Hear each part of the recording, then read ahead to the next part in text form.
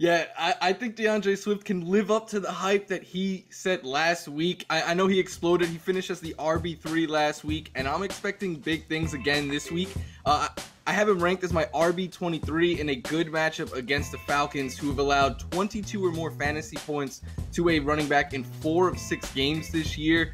And they've allowed the 3rd most catches to running backs this year. And that is important because Swift leads the Lions running backs with 4 targets per game. He had 27 fantasy points last week. This is a Lions team that is building towards the future.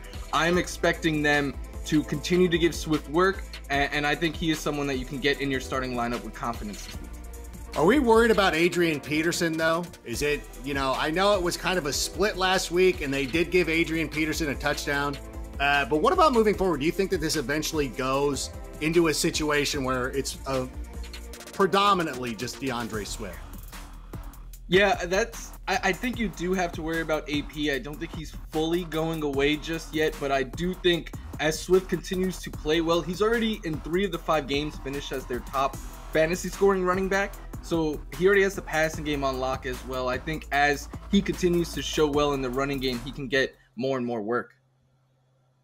Okay, DAndre Swift. I was going to do a choo-choo, but then I realized that was really corny, so I'm just going to shake that one off and get to your second guy. This guy plays for the Arizona Cardinals, and it's not DeAndre Hopkins or Kyler Murray. Who are you hype about on this team? I think this week is another week to get excited for Christian Kirk going up against the Seahawks. They have allowed the most fantasy points per game to wide receivers so far this season.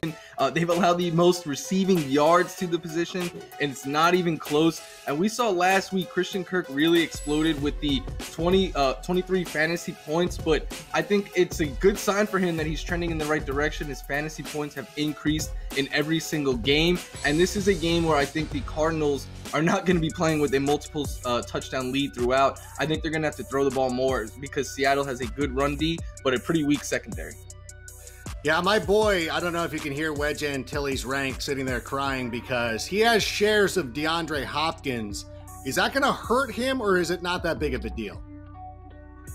D-Hop is also my wide receiver 1 this week, so I like both of these guys in the matchup. I think there's going to be a lot of throwing the ball from Kyler Murray this week because he can usually run really well, but I think this week, keeping up with Russell Wilson, he'll have to throw a good amount.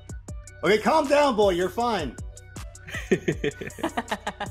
All right, Florio, it's time for your last guy who's on your hype train this week. It's T. Higgins. Why exactly is he in that hype train spot, and what should fantasy managers do if they have him on their roster? I think if you have T. Higgins, you should be super pumped right now. I would be using him again this week going up against a Browns defense that has allowed the 3rd most fantasy points per game to wide receivers. And he's really ascending as this team's #1 wide receiver, it looks like. Since week 3, he's been averaging over 8 targets per game, over 75 yards. He has 15.7 fantasy points per game in that span that leads the Bengals. You could pick a stat since week 3, and there's a good chance that he leads this team's wide receivers in it. So he's just really been trending up. He has a really strong matchup. I'm expecting a lot of opportunity to go his way this week. Yeah, I really liked him coming out of college, too. Thought this was a great pick. I thought this was a better pick than Jalen Reagor. And I think about the Eagles not taking Justin Jefferson or T. Higgins, but whatever. For right now, it looks like a bad pick. But I guess what I'm really concerned about right now, though, is Tyler Boyd. Because last week they targeted A.J. Green an awful lot. What should you do if you have Tyler Boyd? Right now I have Higgins ranked ahead of Boyd, but I do have Boyd still in.